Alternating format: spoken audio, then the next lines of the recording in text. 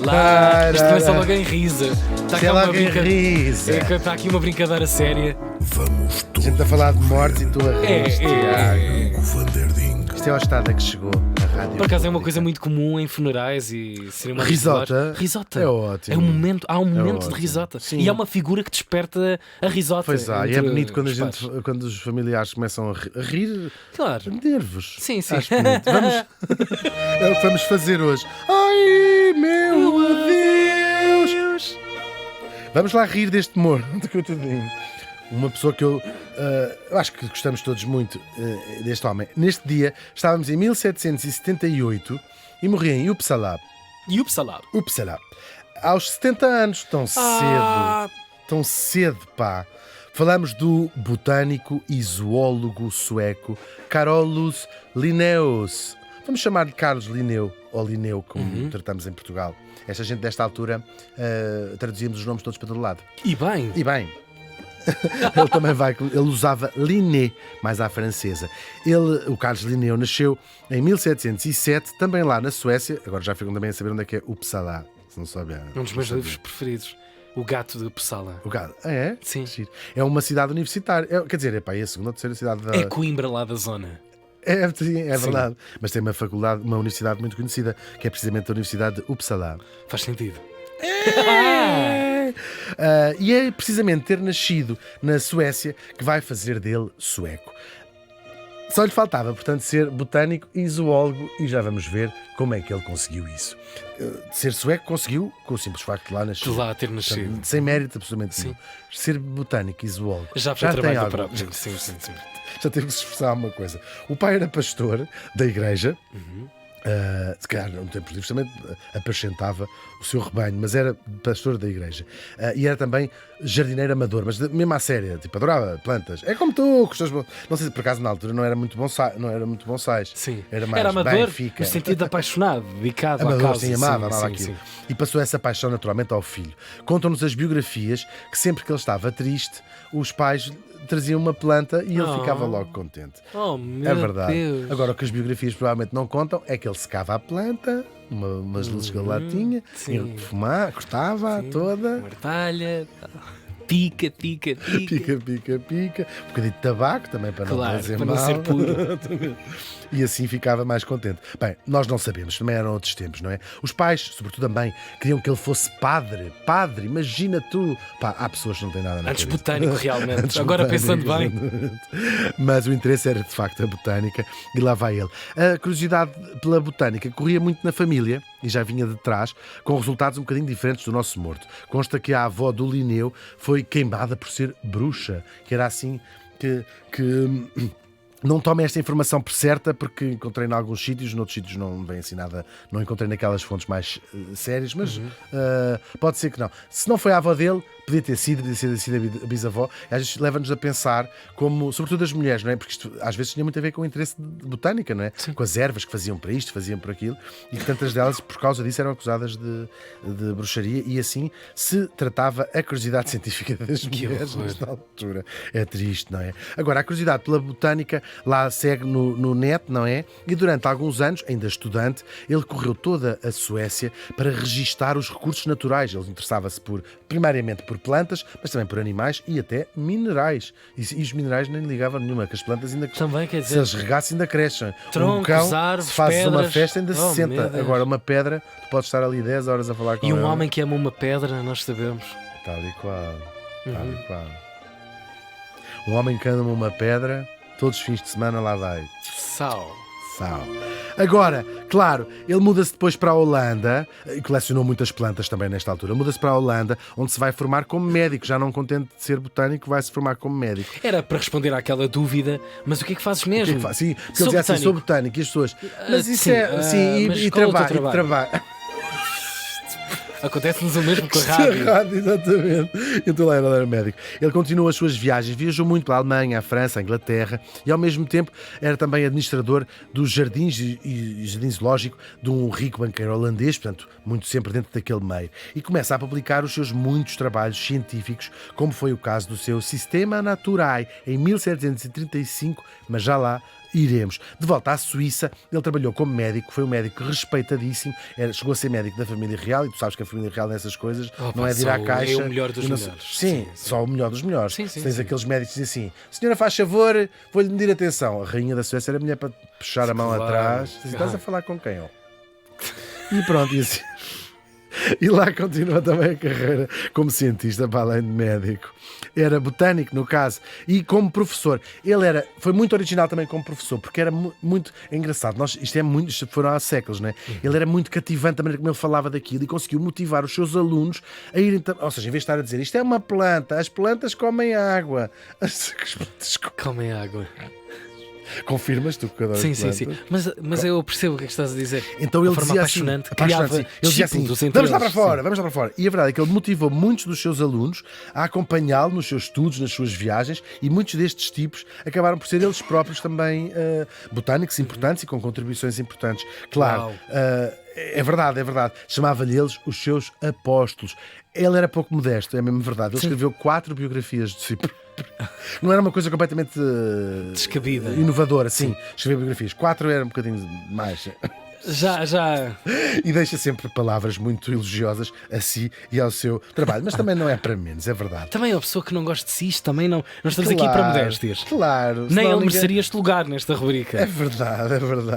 Agora, ele e lá os seus apóstolos percorreram continentes à procura de espécies e mais espécies e mais espécies. Nem sempre corria bem. Alguns deles morreram também pelo caminho, que a gente apanhava lá com uma seta envenenada e assim. Agora, Atingiste! Lá foram. Agora, que trabalho foi esse e que lhe vale o nome de o pai da taxonomia, ou seja, de dar nome aos seres do nosso planeta. Claro que já antes do nosso morto, as criaturas vivas, não é? Os animais e as plantas tinham nomes, claro que tinham. E até tinham os nomes vulgares, não é? O cão, o gato, o passarinho, e até os nomes científicos, que também eram em latim, tal como hoje, só que não estavam agrupados por nenhuma ordem. Não tinham, às vezes nomes latinos longuíssimos, não é? Ias acrescentando, o coisa que faz não sei o quê, que fez um ninho, não sei, tudo em latim, uma coisa muito complexa. E variava até de nome de país para país, porque não havia uma uniformização desta coisa. Agora, estávamos no meio do século XVIII, as viagens marítimas eram cada vez mais frequentes, não é? E já não só nos países, por exemplo, Portugal ou isso, nos países, ou na Holanda, países tradicionalmente navegadores, mas começava a ser muitas viagens exploratórias do mundo. O mundo começava-se a interessar, já não só como um ponto de vista comercial, ou militar, mas também do ponto de vista de ir estudar outros povos, Claro. Fauna, outras flora, ilhas. tudo. Exatamente, Claro. chegar a, imagina, não é? Sumatra, Madagascar e ver coisas completamente diferentes. Ou na América do Sul, bem, coisas fascinantes. E assim foi, e lá à Suécia também começava a chegar estas coisas todas, e ele, como ávido colecionador, sobretudo de plantas, começa a juntar uma coleção gigantesca. Uau, é fascinante. É fascinante mesmo, Sim. uma coleção mesmo gigante. E ele começa a perceber a dificuldade que era organizar aquilo tudo numa espécie de caos que existe na natureza. Aparentemente olhava-se e aquilo tudo parece uma coisa caótica. E ele vai ter a ideia, brilhante, claro, de organizar e de dar nome a tudo, até para conseguir quase uma base de dados. Então vai começando a fazer uma divisão de tudo aquilo que existe Grandes na categorias, natureza sim. em grandes categorias e depois afunilando, como nós sabemos. No fundo, acaba também por ser um pioneiro no estudo da ecologia, porque tu, ao estudares e classificares um animal, ou uma planta, ou até um mineral, como ele fazia no início, tens que estabelecer uma relação entre as criaturas vivas entre si e até entre o meio ambiente em que elas vivem. Ou seja, estudar a biodiversidade dessa maneira. Ele cria um sistema hierárquico, claro, de organização para nomes de animais e de plantas que usamos até hoje. Uau. É verdade. Com muitas alterações e muitas correções, sobretudo científicas, quando percebemos que aquele animal não faz sentido ali naquela classificação e vamos mudando, etc. É um sistema binominal, o que significa que cada espécie é dado o nome de um género e depois um nome específico daquela espécie em latim, como nós sabemos. Agora, a divisão do Linneu era mais completa, ia mais acima e era baseada na forma e nas características de cada animal. Se tinha pelo, se não tinha pelo, se tinha 4 patas, se tinha 2 patas, se tinha espinha, se não tinha espinha. Espinha. Gravíssimo. Tem espinha lá. Se punha ovos, se comia os ovos, se lavava muitas vezes, enfim. Começava nos reinos, o reino animal, vegetal e mineral, e depois dentro de cada reino ia as classes, as ordens, as famílias, o género. Acho que a gente aprendia isso em biologia, não é? Ciências da E depois, natureza. É mesmo. E no fim, as espécies também têm subdivisões. Por exemplo, exemplo, as subespécies para os animais e as variedades para as plantas. Tudo isto usado até hoje. Talvez o caso mais famoso seja o nosso próprio, claro, o género Homo e a espécie Sapiens. O Linneu foi altamente revolucionário nisto também, em pôr as pessoas no reino animal. Percebes a importância que isto teve junto com os outros bichinhos? Ou seja, éramos um animal como os outros. Pensam que escapam, vão para aqui também. E isto vai abrir a porta às teorias do Darwin, mais ou menos um século depois, esta ideia de que os seres humanos estão também incluídos no reino animal. Provocador isso. É muito, sim, muito. Ele estava lá na sua cena, não é? A dividir os animais. Sim. Então onde é que eu ponho isto? Olha, ponho aqui também. O Linneu dividiu a espécie humana em classificações que, entretanto, abandonámos, baseadas na cor da pele e na geografia de onde as pessoas vinham, mas ainda hoje usamos o sistema do Linneu para classificar as espécies de antepassados que vamos encontrando. Portanto, o Homo sapiens, depois sapiens também, Homo neanderthalis, portanto, neanderthalense. Adoro. E todas as espécies novas vão recebendo nomes em latim. Animais, plantas, tudo o que se encontra segue esta nomenclatura que o querido Linneu inventou. Há uma convenção, o Código Internacional de Nomenclatura Zoológica, e há mesmo um espécime tipo para cada espécie. Sabias isso? Ou seja, para cada espécie que classifica, existe um espécime de referência que serviu para aquela classificação. É a matriz de toda aquela fileira. Que é uma coisa inventada por nós, não é? Sim, mas claro. Este é o papagaio, é aquele espécime. E está guardado, alguns. Está aqui dentro da cadeia dos papagaios. Tal e qual. No caso dos seres humanos, também existe uma espécie de um espécime tipo, que são os restos mortais de precisamente o nosso próprio Linneu. Muito incrível. Mas gostava muito de si próprio mesmo. Não foi ele que escolheu. Eu sei, foi póstumo, claro. Mas foi por uma graça, porque ele descreve as características de todos os animais e da espécie humana, de facto, foi ele próprio que ele descreveu. Foi tão lindo, simbólico. Vou estudar quem, mas é lindo, sim. Agora, apesar de altamente científico, ele era bastante opinativo nos livros que escrevia. Ele, por exemplo, detestava anfíbios de morte. Olha, tu também. Eu também. Ele escreveu assim um sapo. São criaturas mais horrorosas e vis que há. São de uma cor pavorosa, têm uma pele fiíssima, têm cara de maus, um olhar pensativo, um cheiro nauseabundo e moram em lugares asquerosos. Yep. Parece que estamos a falar de alguém que conhecemos.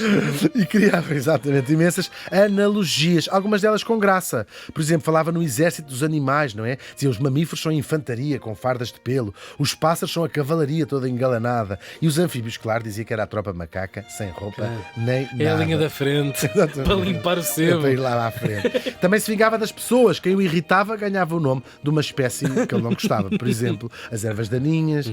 Há um tipo que se recusou a mostrar-lhe a sua vasta coleção de plantas e que hoje dá nome a uma espécie de barata. Espera lá que eu já te... sonho poder fazer isto. Ele foi casado, teve uma pilha de filhos e quando morreu a sua viúva, chamada Sarah, vendeu a sua coleção a um tipo inglês que criou a Sociedade Linneu de Londres, que existe até hoje, que toma conta destas coisas, do seu património, e que é a mais antiga sociedade de história natural do mundo. Ele deixou-nos nomes de cerca de 20 mil espécies dadas por ele, e com o seu sistema, nestes séculos que passaram, entretanto, contamos já com 1.800.000 espécies. Uau. Imagina quantas têm sido classificadas desde então.